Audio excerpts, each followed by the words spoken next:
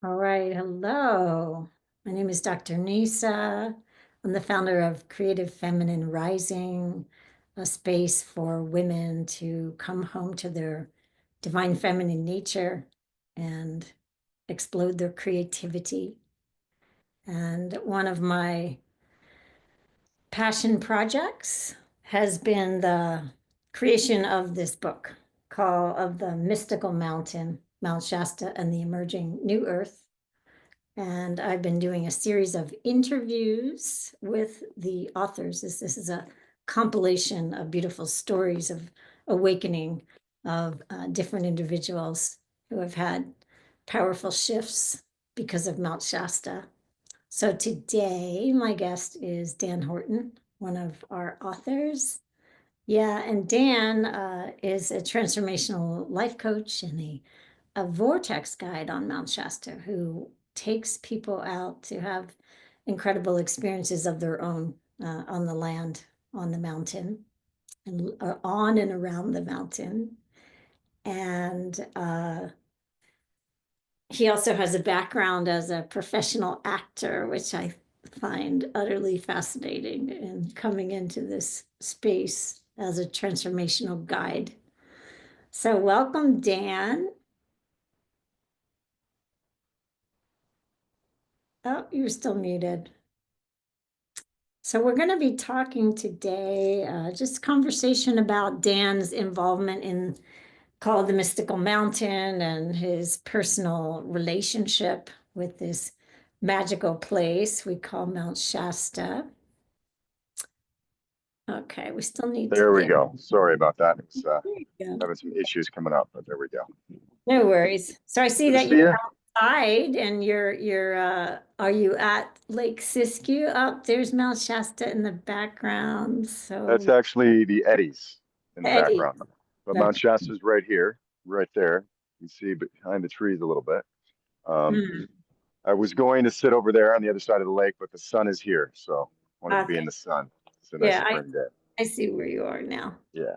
Uh, so anyway, wow. Okay. So I know your whole story is written in this book, and I encourage anyone who wants to feel this activation from this sacred and holy power spot on our planet, to take a look at the book and feel the frequencies that arrive and arise from that.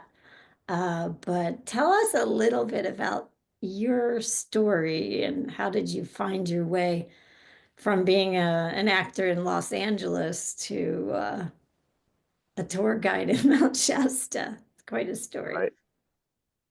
Well, first I want to say thank you, Nisa. Thank you for having me, and thank you for birthing the idea for this book and bringing so many amazing people together. It's really been an honor. Really been an honor to be part of this. Um, yeah, I mean, a lot of the story is in the book, but there is some parts that are not. But I will say that we talk about the call of the mountain. That's what the book is about, right? And what that is to follow that call. And what's really interesting is, yeah, I was in Los Angeles for a long time as an actor, and there were times that I really loved it. I love the art of acting. The city itself never really felt like home to me, even though there was many things that I liked about it.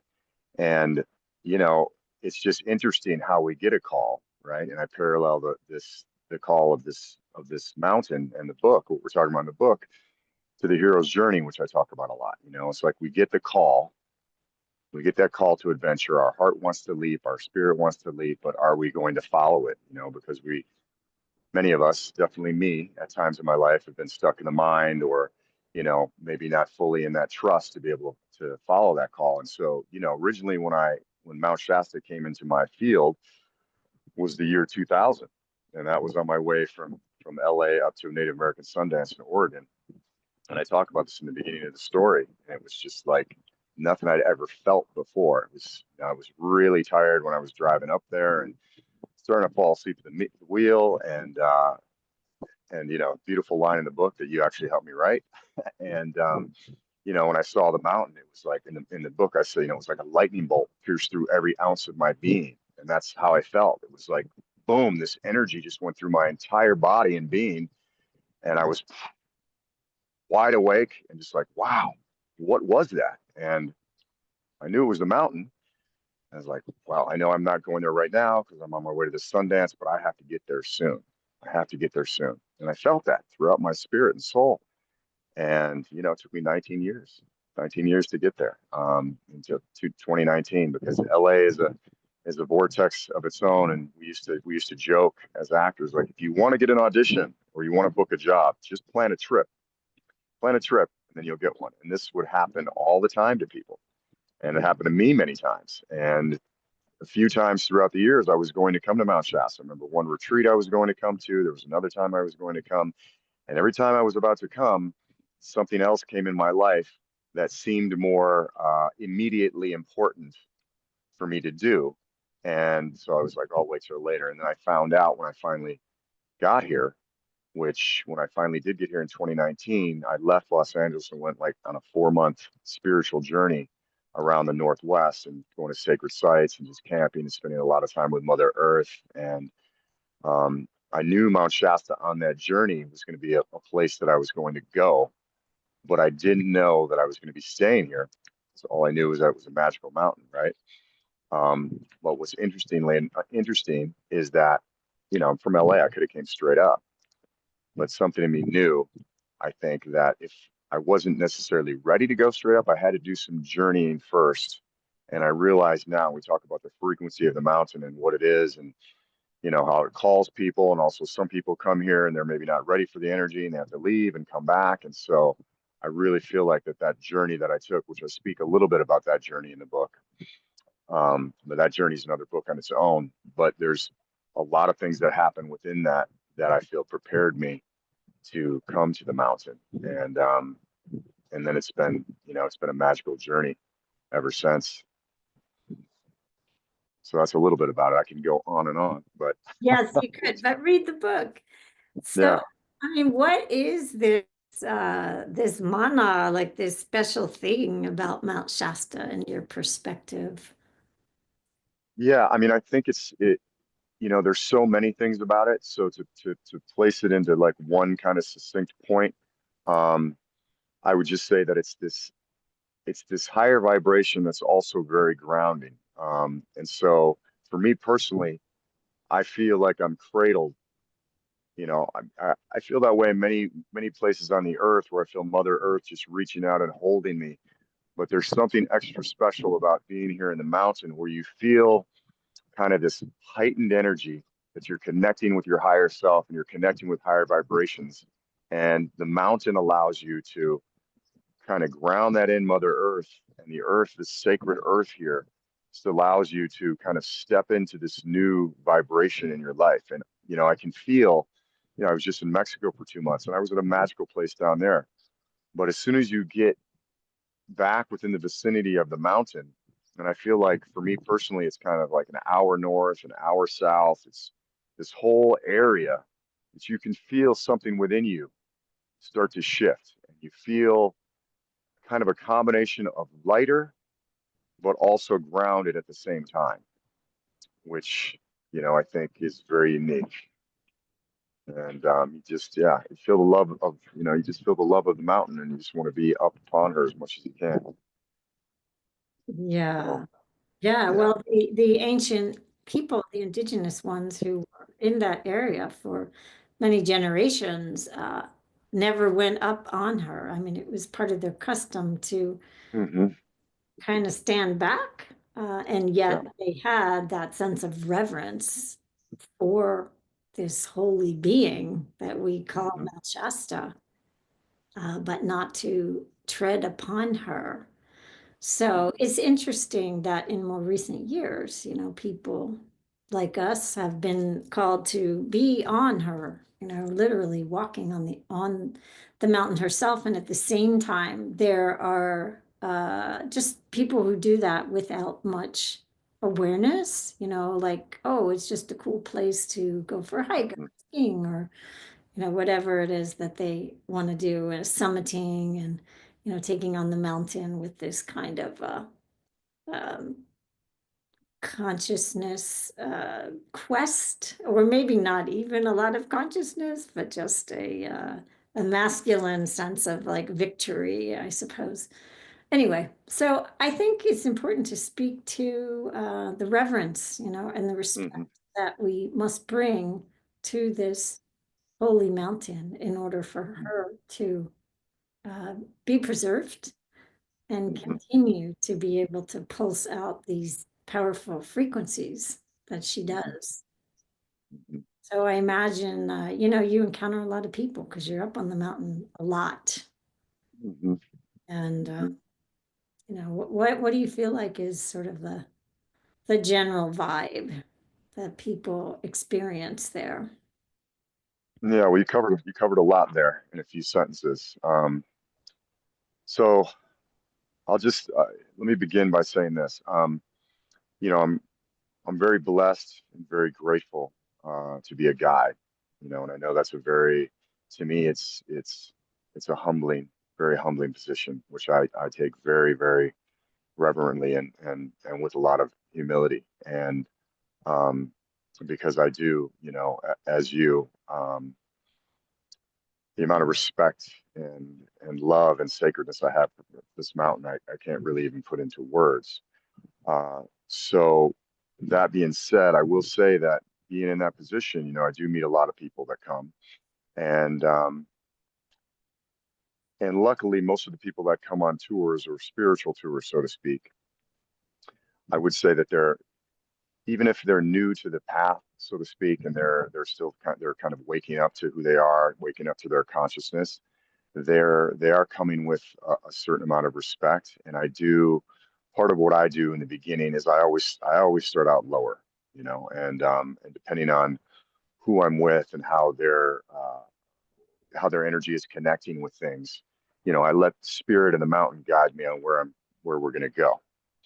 So there's Mm, no paint by numbers tours, and in the beginning, before we talk about any higher energies or anything like that, just what you spoke to in the beginning is I talk a lot about the Native Americans and the ancestors of these lands, Mother Earth, grounding in with respect, asking permission, really connecting in an honorable way to all the beings of the earth, and sharing with them, giving an offering of tobacco and what that entails and how we're all one and that we're so fortunate and lucky that Mother Earth and all these beings are giving to us regardless. They're giving to you know, they don't have any judgment on whether somebody's bad or good. They're giving regardless. But that if we open up and respect and asking permission, just like anything, we're opening up to a relationship. And the analogy that I always like to give everybody is if you invite me to your home for dinner and I came over to your house for dinner and you open the door and I just barged in your house and I put my feet on your table and I said, "Where's the food?" What would you think? Kind of be like, I don't know if dinner's such a good idea, right? But if I came in and you knew that I was sincerely honored to be there for my heart, and maybe I brought a gift with me, a plant or some food to share, and just generally honoring of you for having me in your home, the whole vibration shifts, right? Our whole relationship shifts from that moment. And it's the same thing with the earth. And that seems to be something that resonates with people. And so I feel that working with the higher, and we talk about that a lot in Mount Shasta, right? A lot of the stories, there's probably everybody mentions something in their story about working with higher energy or fifth dimensional energy or other beings, and these are all beautiful things. But to me, if you're not grounded in respect and humility with the earth and by extension this mountain, then even thinking about working with higher energies, it's not time yet. It's not mm, time yet because Mother Earth is a higher energy.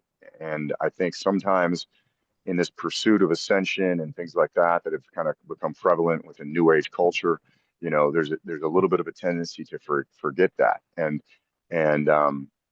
it's very important, I believe, not only for the Earth and all the beings that are here, but it's also important for us because otherwise, if we do tap into some of these higher energies, we're not able to really ground them fully in this reality.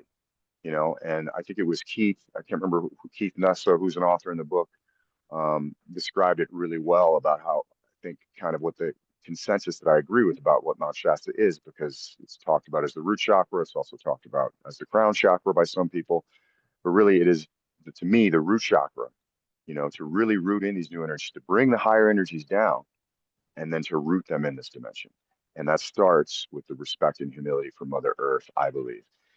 But I do want to just add to that, as far as other people coming to the mountain, it just is like, okay, this is a mountain and let's climb it, let's have fun on it.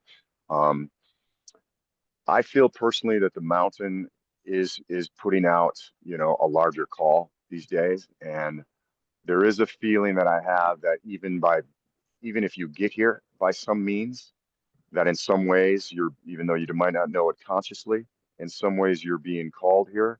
Um, I do feel that most people that go up to the mountain, whether they're on the spiritual path or not, and this is just my intuition, that most people have a decent moniker of respect. Could it grow? Certainly it could.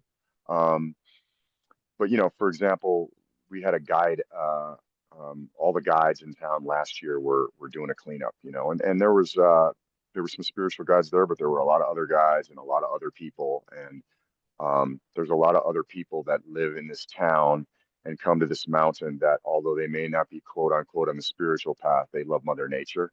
And I feel that the mountain is so powerful that it works on them. And even though they may not speak the speak that we're talking about, they're feeling it in some way in their lives. But I do feel that there can always be more education about what this mountain is, what Mother Nature is in general. And I think that's part of what we're doing with this book, and part of what you're doing with your mission, and me as well, and just continuing to do that in a good way. Yeah, yeah, that's beautiful.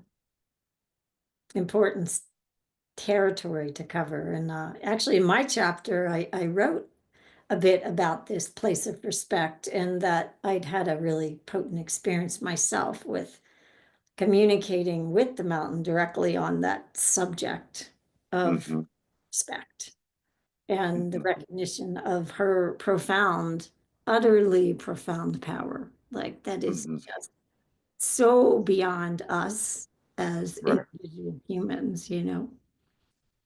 So the subtitle of this book is Mount Shasta and the Emerging New Earth. So Mm-hmm. can you speak to that? Like, what is this new Earth concept? And actually, we're doing this interview on Earth Day Yeah, after we are. What a a special beautiful day to do it. ceremony this morning. And I would love to hear your reflections on what that means and how listeners and people out there can take that information in for their own evolution. Mm-hmm. Yeah, and by the way, just to everybody out there, if you don't know, Neesa led a really beautiful Earth Day meditation, activation, and talk earlier, and it was really beautiful. So thank you for that, Neesa. Yeah, I mean, it's kind of what I said, I think, in the text, that I believe is it's really stepping into that state of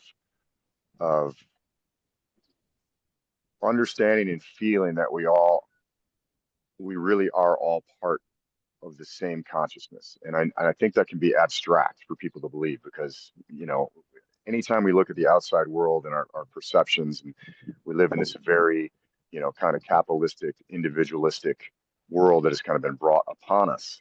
Um, but that's, again, I'll go back to why I feel really connecting with the earth in humility and respect and honor and compassion is, to me, is the key to the new earth emerging.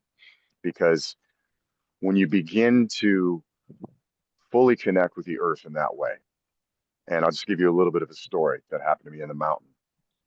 Speaking of what you were just saying too about respect, when we were doing that guide cleanup, and I remember I was just cleaning up the road from Bunny Flat to Panther Meadows, and I was cleaning up on the road, and it was very hot that day. It was already, it took me 2.5, 3 hours to probably get there. I cleaned the side of Bunny that's closer to the mountain, and then up the road. And it was actually the Mayan day out of time when we were doing that. It was interesting, just an amazing day. And then some Forest Service guys stopped and they said, "Man, you're still out here? Grab us your bag. Thank you so much." And I was like, you know what? I'm just gonna keep going. I'm gonna keep going. I ended up doing it. I stopped for a ceremony with some friends, and then I kept doing it all day. And the reason I kept doing it is because I could tell as I was picking it became after probably a half hour, 45 minutes, as I was picking something up, no matter what it was, whether it was a piece of glass, a cigarette butt, whatever it was, as I was picking something up, I began to feel more and more the mountain and the earth breathing with me. And it was almost like you would feel when you're getting a deep massage from somebody, and I could feel the earth thanking me for that massage. And I just felt that connection so deeply. And we're blessed enough, Neesa, because we connect a lot with the earth that we felt these kinds of things before, right? Once you feel that one time in your life, whether it's from a tree, from a stone, from the water, from an animal, you're shifted. You're shifted. Does it mean that we still make mistakes? I make a lot of human mistakes. But I come back to that. I come back to that. I come back to that. And I come back to that knowing. And when we come back to that knowing, and we all keep coming back to it enough, and we really come back to the point where it becomes less and less, where we step into that programming that we've had over eons of time, then the new earth will fully emerge. And so I do feel like each person that's doing that is shifting that more and more for the collective. And it is emerging.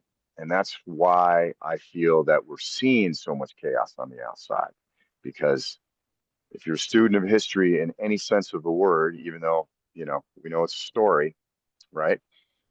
But still, the messages remain the same throughout time, that there is always an upheaval before the new can take hold. And I feel like now I've seen it in the past 4 or 5 years that I've been here at the mountain as a guide. More and more people are coming. More and more people are coming that are having just very interesting messages like, you know what? I didn't even know what Mount Shasta was 6 months ago. And I had a dream, and then someone called me, and then I just knew I had to be at this mountain. So, why does that occur? You can't come up with necessarily a logical explanation for that. Quantum physics will tell you because it's in the field. Why is it in the field? It's the mountain, it's the beings of the mountain, it's Neesa Mills and people like her that are creating that frequency more and more. And I believe that the more and more that we're on that mountain, the more and more we just do like what you did this morning, that new earth will emerge faster and faster. And it's happening. It's like that message that came to me here today. It's really going to be our ability as individuals and collectively as we help each other through this to realize that the Mother Earth, Father, Son, and all these beings provide everything we've ever needed. But as long as we give credence to whatever we see as the possibility of damaging us or someone, then it will, because we're such powerful beings. But once we realize that that has always been an illusion, and that everything has been set up for our health and our connection, then we'll be fully immersed in the new earth, I feel. I love that. I really, really love that because there's all kinds of theories, right, about what is the new earth, like, oh, we're going to the fifth dimension, or we're going to these other places. And that may be so. That may be so. But ultimately, for me, I keep coming back to this thing inside that's very much meets your description, which is this embodiment. Like, we don't have to leave our bodies. Like, these are incredible, amazing vessels, temples, oracles, it's so much more than what we've ever been taught to be in these things, we call bodies, and returning to that deeper sense of body wisdom, and that all these higher frequencies and all of this expanded consciousness and being able to connect into other realms and uh, nature spirits as well as ascended masters in these various realms. Um, we've always had that capacity. And what we need to do now as part of this new earth is to bring it in, like really bring it in so that the body can fully access and be resourced for what it is in ways that I think very few of us even understand. I know I'm just, tip of the iceberg on that myself. Mm-hmm. No, I think that's right on. I mean, we're in bodies for a reason, right? And so we know that the Earth is evolving continually. I think, we've barely even tapped in on many levels to the wide plethora of wisdom that is contained within this earth. I mean, primarily it's still, by many facets of the world, still looked at as a physical organism. I think that's shifting. And once that begins to become more in the common, in the common core discourse between peoples, I think that realization that we're in bodies to bring in that dimension within the physical will become much more prevalent. And then, yeah, once we bring it into the physical, then there may be other realms, but this earth is beckoning us to evolve with her. Yes. I mean, how can we? To me, it's like how could I think that you know I'm going to evolve faster than this earth is evolving because this earth is the best example I've ever seen of unconditional love. Hmm. Hmm. There's no judgment from this earth, right? Yeah. Provides everything all the time. Yeah. So when I get to that point, then yeah, I'll be in the fifth dimension. I got a ways to go. Yeah. Yeah. But I when I just, have those moments, when we have those moments, and I know you've had those moments, I've had those moments where, you know, we're around beautiful individuals and we're all bringing in something together. We're connecting with the earth. Maybe we've done something that is just purely beyond our normal identity of our personality or whatever. And we step into this fifth dimension on the earth. And we're in there for a little while and we know what it is. It's unconditional love and bliss, you know? it is. And this And reciprocity, yeah. with each other and the earth. And, this morning, after we had our ceremony online, I had a cup of water, that I had intentionally put some blessings in from our group ceremony. And then when I took it outside to offer it to the earth, I totally felt her respond. It was like, Hmm. it's like this little blast of energy kind of shot up out of the earth where I poured the water. And it felt like just, thank you. And so what I experienced too, in the sense of reciprocity with the earth when we come into more harmony with her, this sense of relationship that you spoke of, um, she talks back. It's no longer a one-way street of just a human, like, okay, I'm going to build my house here, and I'm going to put a road in, and I'm going to, blah, blah, blah, whatever we do.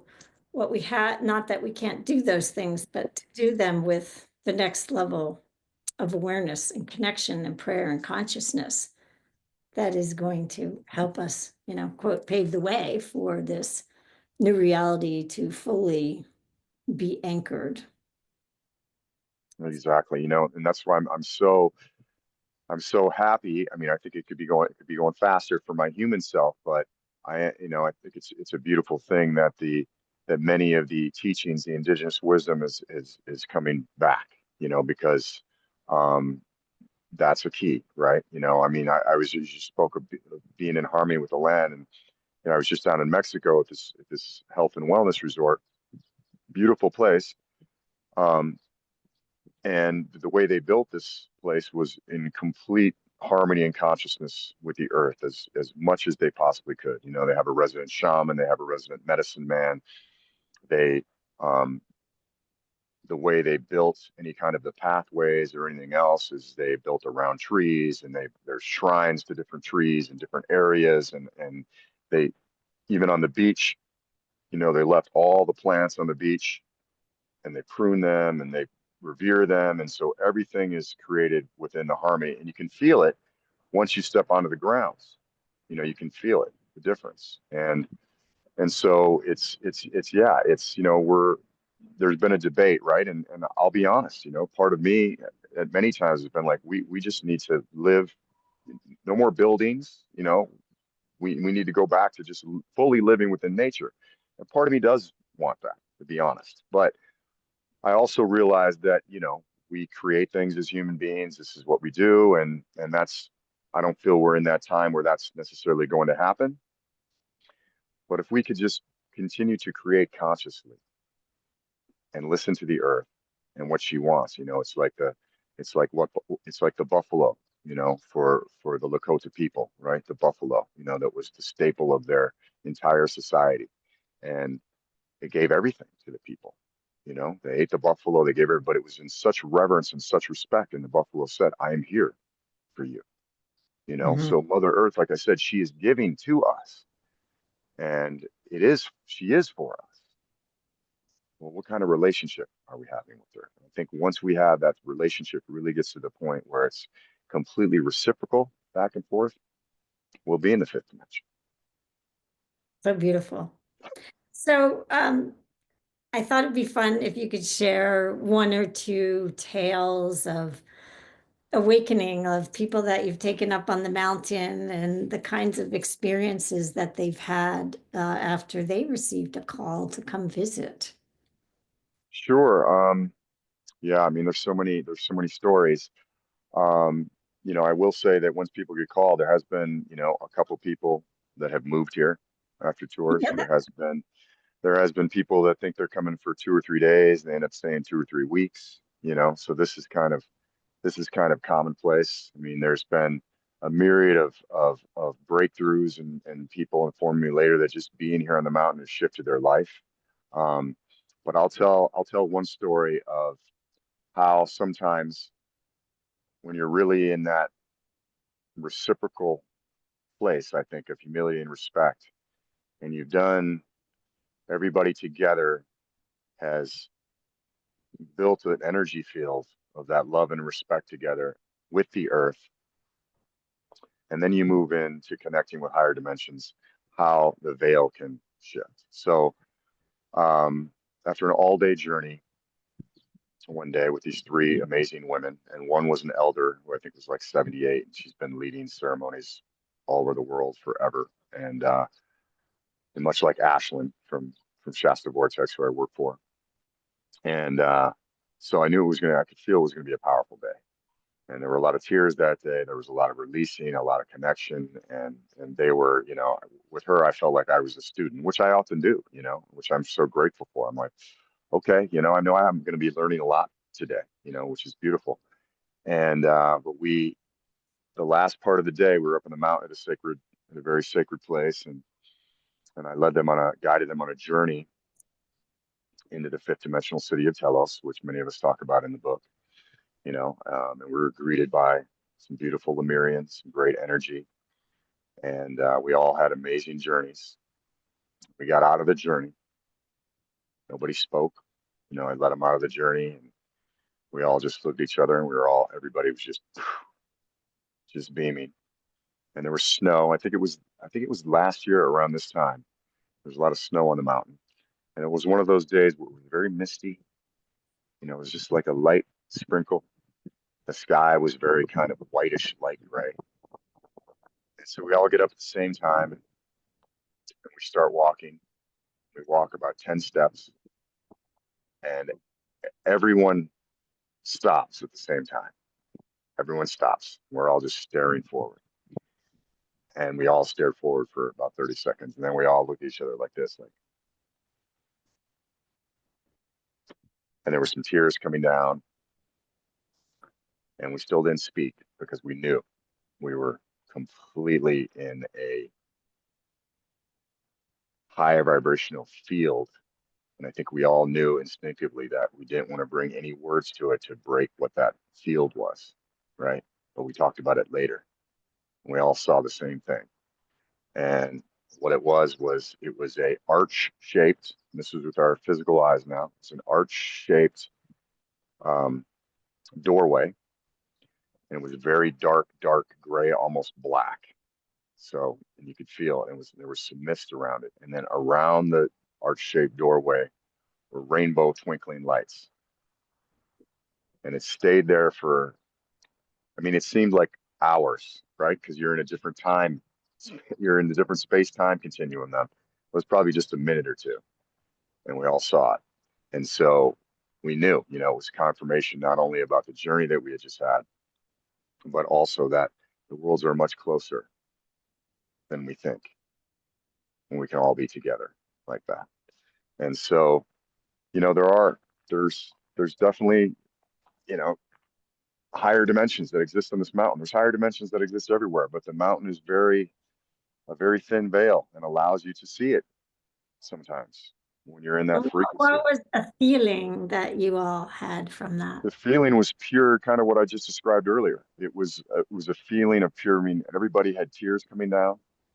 You know, there's a feeling of pure bliss and joy, oneness, um, just pure oneness and pure joy of what pure creation really is, and that when we can allow ourselves to just surrender to that, and we're not in the mind.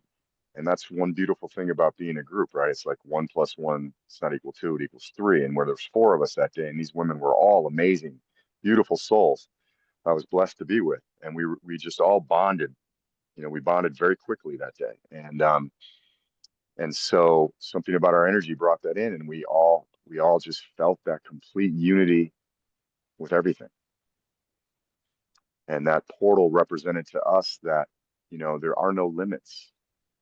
There are no limits to your consciousness. There's no limits to anything, because this is what we are. We're all pure consciousness when we let go of the layers of illusion. And that's that's what the mountain, I think, you know, the mountain's always bringing that. It's whether we're ready or not. The earth is bringing it too. The mountain is a beacon, a harbinger, you know, and occasionally we're in the right space, you know. I mean, even when we did the ceremony, you know, for the just bringing it back to a personal example of us, you know, when all of us did the ceremony to release the book on the mountain, that was a very special, you know, moment, a special day, because I think we could all feel that we all feel that we've been called to this book by the mountain, right, by Great Spirit, and to celebrate that together. I mean, that was a beautiful moment of bliss too. So yeah, the tales of transformation and release and connection are many, but that's one that I really remember because it was really shown to us that day.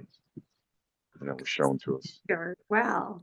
So beautiful. Yeah, gosh, we could go on and on with tales about the experiences there, but I guess I just want people to understand that, you know, like you said, this is available to all of us through our relationship with the earth Yeah. in all kinds of places. It just so happens that Mount Shasta is one of the chakras of our planet, and she has some very, very special capacity to awaken, Mhm. right?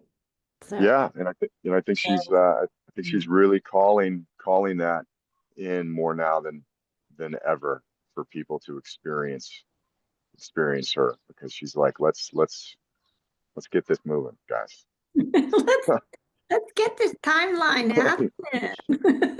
Yeah. So yeah, I guess this brings me, and as we're starting to wrap up here, to just this concept of the calling and you know, how important it is to take heed when you get these callings. And in your experience, Dan, like, how do you know if you're having a calling? How do you know?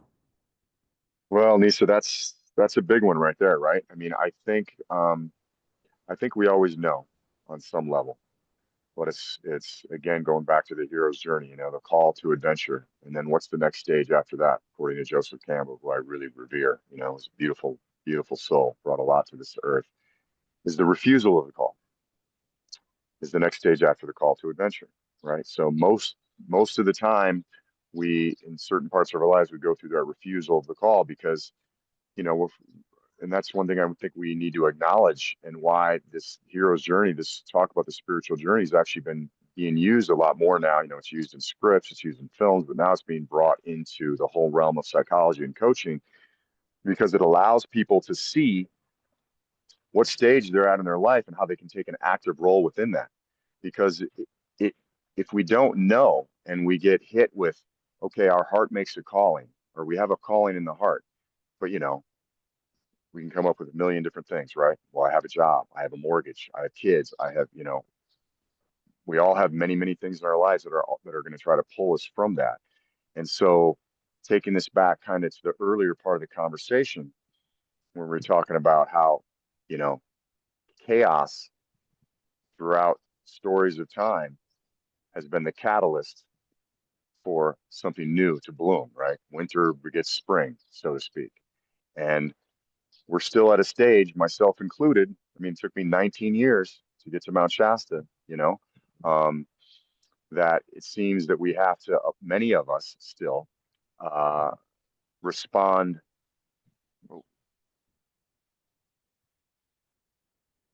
Sorry about that. Many of us seem to respond the best to following that call when we go through to the point where, okay, nothing's working anymore for me, you know, and hopefully we're getting to that point now more. I work on that in my own life, like, just stepping into that reflection every day and like, okay, the trust. It's about the trusting that, the universe, God, creator, Mother Earth has your back no matter what when you take that leap, right? That call. Um, but I think that we all have to kind of go through, still in this stage where we need to go through some of those things of how do we feel after we refuse that call? Like how does it make us feel when we've had that calling in the heart and we refused it? And I think in the world that we're living in, we're seeing much quicker how things in our life begin to unravel to make us follow that call earlier, right? So hopefully now what's happening with people is when they feel a call in their heart, and I do think it's happening a lot more in the younger generation, because I just saw, for example, I had a 19-year-old young woman on a tour the other day, brilliant young woman, like, so many things coming through her, and having to basically everybody she's around is a regular 19-year-old, like probably how we were when we were 19-year-olds, but she's not, and how she's still following a call regardless. And I was like, I kept just singing her praises and saying, I hope you know how amazing you are and the courage that you have, and please, there's those of us that are here to support you, because that's difficult to do. But I think that's because of the Neesa Mills of the world that have paved the way for some of these younger generations to come through that are feeling that energy, and maybe they don't have to go through as much of that refusal, even if it's going against the grain. Because really that's what it comes down to, right? Is the refusal happens because in some way we you're going against the grain. If everybody was doing it, it wouldn't be that difficult. And hopefully the more and more we do it, it'll become easier and easier for people to realize that they can meet a mentor. They can find a Mother Earth meditation. They can find somebody to take them on the mountain, and then it'll help them along their path. Beautiful. Well, I'd like to venture to say that following the calling is a key to the new earth as well. No doubt. When more of us are just saying yes to our hearts and our intuition, and that follows with what our unique expression is in the world, right? Whether you're supposed to Yes. climbing mountains or singing songs or making paintings, writing books, like whatever that creative source is and how it wants to move through you. We need Exactly. all of that. We need Yeah. that. Create And that. just to add to that too, if you read this book, you'll see how I think, you know, most people talk about that time about, like, feeling the heart and how they had to leave a lot of things behind, whatever it may have been in their life. But I think it's pretty prevalent in every story, and not only in this book, but this book tells it so well about how the universe then is there to support you once you do that. And Yeah. that's the key, I think, for people that are about ready, if they can find books like this, right? And they can be like, okay, wow. They read, different stories about people following their call and giving all this up. And yeah, they were going through the angst of the mind, going, what are you doing? You should. And then they do it anyway. And then boom, all of a sudden, wow, there's an opportunity here. There's some support over here. There's, the magic unfolds, right? The magic unfolds because the universe says, yes, you release Yeah. control. Yes. Yeah. Right on. Right on, right I on. love it. I love it. Love it, brother Dan. So I just want to mention, or give you a chance to mention, I know you're always available for personal and small group retreats in Mount Shasta through Shasta Vortex Adventures, but you have a couple of larger retreats coming up, June and September, I think you said. And how can people find out about that? Yeah, so if you're interested ever in coming to the mountain and would like a guided tour, you go to shastavortex.com, and you can also go to shastavortex.com for our upcoming retreats. We're doing a summer solstice retreat, stepping into the mystery, June 19th to the 23rd. And then we're also doing a fall equinox retreat, September 19th to the 23rd, which will be we're going to be doing evolving retreats where um, from the equinoxes to the solstices to really connect into balancing the elements of the earth. And so we welcome you at either one of those. And then if you're interested in any personal or transformational coaching with me, you can go to danhortoncoaching.com. And also, I'm going to be doing a live event that's going to be free on May 1st, kind of a Beltane theme about just really connecting with the renewal and rebirth of spring and Mother Earth. To be some meditation and some ceremony um, somewhere on or near the mountain, as long as I get the technology worked out. So Right hopefully on. I will. Yeah, very good. Well, thank you so much for your time. I really enjoyed our conversation, and I hope everyone else did too. I will drop some links here so people can learn more or follow up, get in touch with you, Dan, if they would like. Great, Neesa. So good to be with you. So great to see you always, and give me a big hug. Okay, bye. All right, take care.